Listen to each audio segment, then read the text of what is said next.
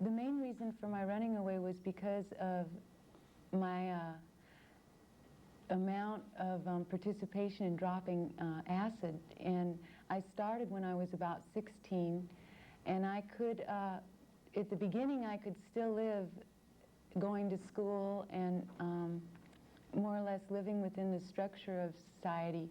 But the more I dropped acid, the harder it was to relate to different people other than the other people that were dropping acid.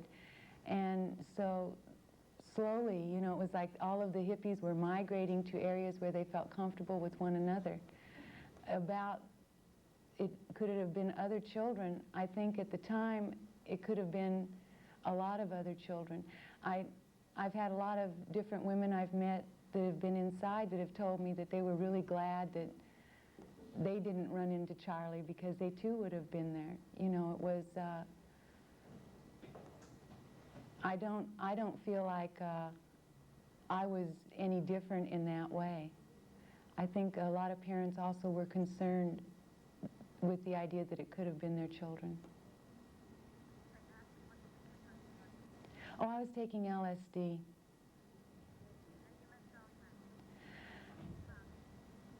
I had been traveling around with a couple other people I had met up in San Francisco. I had had a breakup with my first boyfriend, and when you're young and very much in love, the breakup can be really difficult. So I was trying to make it on my own in San Francisco, and I wasn't able to. So a couple people came by and said, well, come with us. And it was kind of a live for today and, you know, we'll deal with tomorrow when it gets here situation. So I went ahead and went with them. And from there, I ended up going to Spahn's ranch. And then we left for a little while, and then I went back because I was having trouble with the guy I was with then. Not every day, but at least a couple times a week. Yes, and see, the thing is when you drop acid at first, it's a 9-hour experience, and then at first you can go and you can go back to work on Monday or whatever, but the more you take it, the more you become lost in what why you're on acid is real, and the less you're able to relate to others. So the more I became isolated from people with contrary viewpoints, the more I became totally immersed, you know, in the acid reality, and it's a fairy tale world.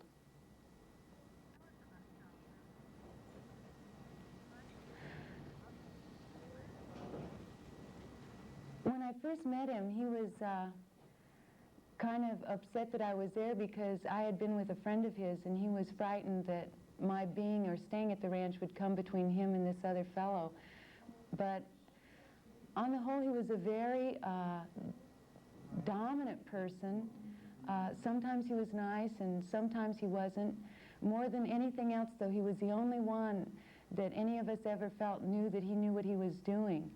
And when we would take the acid, we would take it with a lot of us together, and then he would speak to us and move with his gestures, and more or less, he never told us, you know, that was one of his things. He always made sure to never tell us anything. He would suggest things, but it was understood if you didn't go with the suggestion, you wouldn't be, you know, in his good graces. But, what?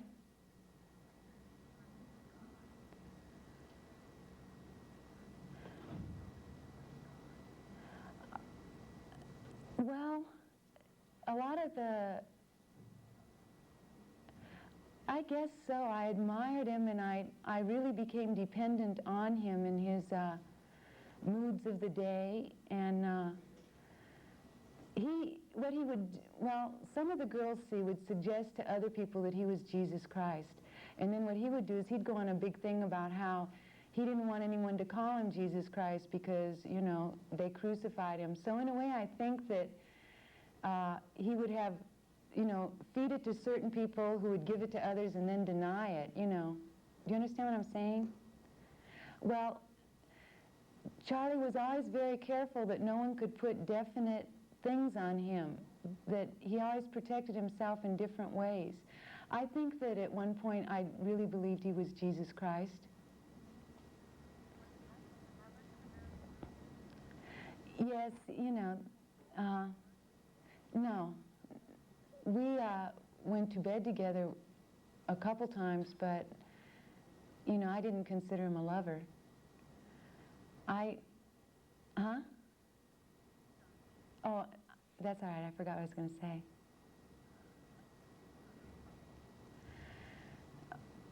Well,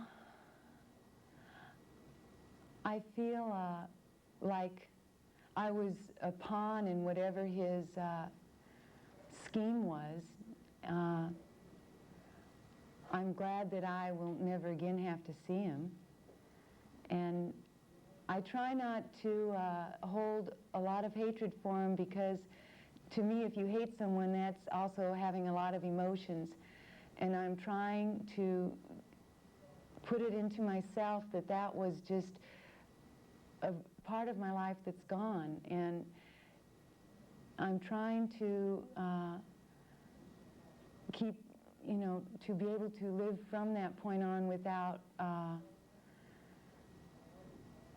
letting him even more or less have an influence on me in my hatred for him. Oh, I believe that he won't ever be out. And from what I understand, he's comfortable there, and I think that's what should happen.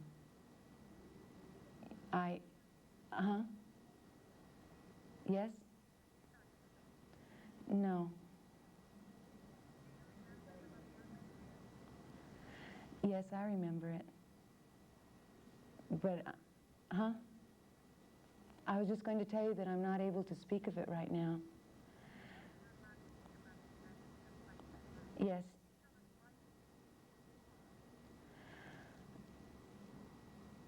At that time, we had been isolated for so long from other people. The people at the Spahns Ranch didn't leave unless certain people were chosen to go downtown for the day to get food or whatever.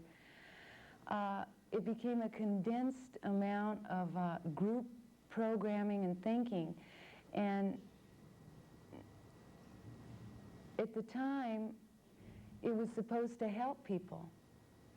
And the crimes, they were supposed... It was supposed to start a revolution that would clean the souls of everyone. And see, what Charlie would do is he would speak about people's souls and not their persons. And because we weren't tuned in enough, we couldn't see what he was talking about, so we would just have to take his word for it. And that's, you know, that's what he said, that next summer there would be this big revolution, and that the chosen people would live in a hole in the middle of the desert. And then after the crimes, we went out and looked for the hole.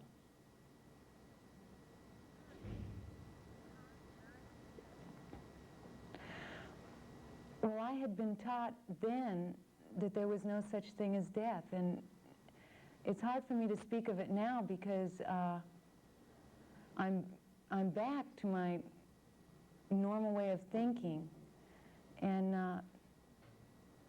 now I can't conceive of it, but back then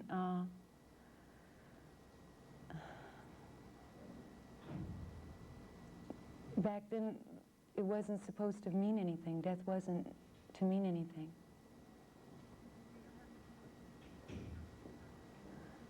Yes, I have a lot of remorse.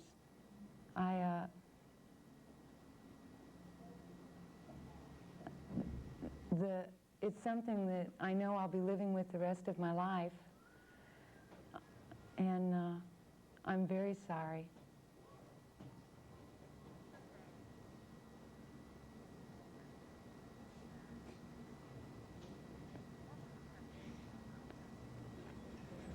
Well, right now, I hope that if or when I do get out, that I can become more involved in some kind of a career, because I really, I feel like right now I wouldn't want to have a child because I wouldn't want to subject them to my past. I don't think it would be fair, and I don't think there would be any way for the child not to be bruised by it.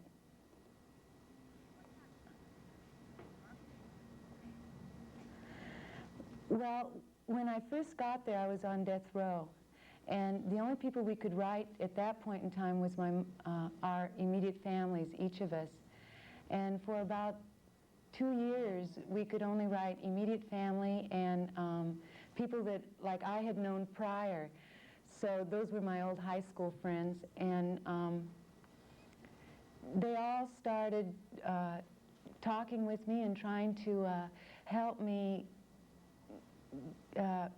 start seeing things the way they properly are.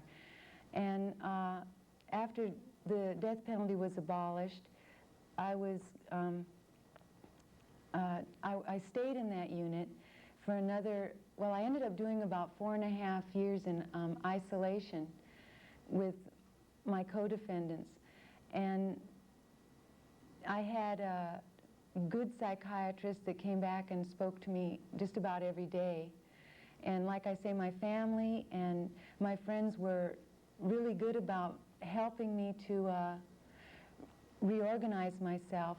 And then the institution let some classes start coming in, and I remember my first class was a women's lib class, and that helped me to start thinking, because prior to that it had always been this male, you know, king kind of thing. And after we talked for a while, I really started to be able to understand that I could be my own person. That was the biggest struggle, that I could think independently, because living at the ranch we were taught never to think independently. It always had to be what others would think, or not to question something. And when I realized that I could, it was like a whole new world was opened up. And so then I began to get into college, and I have done some writing. And after that, I moved on to the main population, and I was editor of the paper there. But no, I don't write poetry. My poetry is terrible. I write short stories, and I wrote a novella about the county jail. Yes, it was,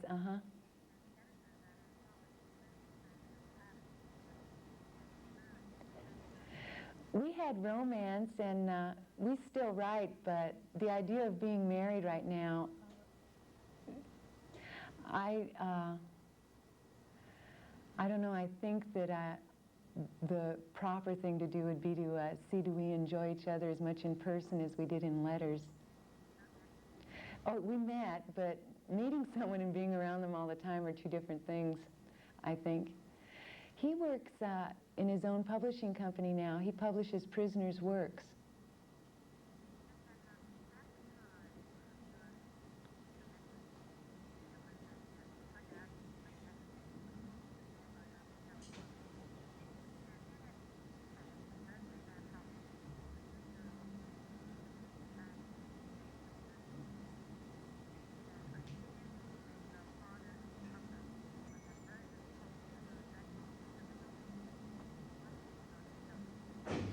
I think that that's the image I was trying to portray to him. After the trial started, Charlie suggested that we meaning the three women, try to carry the load of the case so that he could be released, you know, so that he could further carry on his works to save the world. And which I would like to tell you right now, I see it completely different right now. But to me, at that point, to act strong or something meant to act like a real toughie. And I think that I went out of my way to try to show Dr. Hawk